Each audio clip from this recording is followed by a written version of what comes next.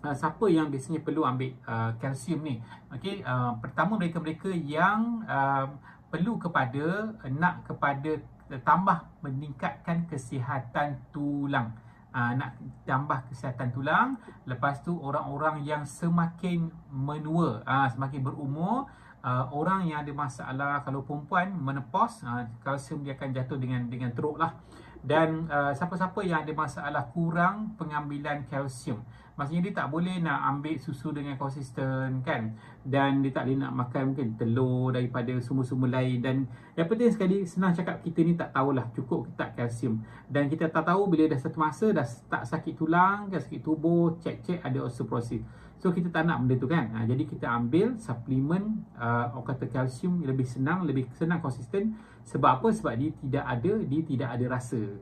Dia tidak ada gula berbanding dengan susu. Dia tidak ada lemak, bahkan ditambah lagi dengan galian-galian lain yang penting, contohnya magnesium.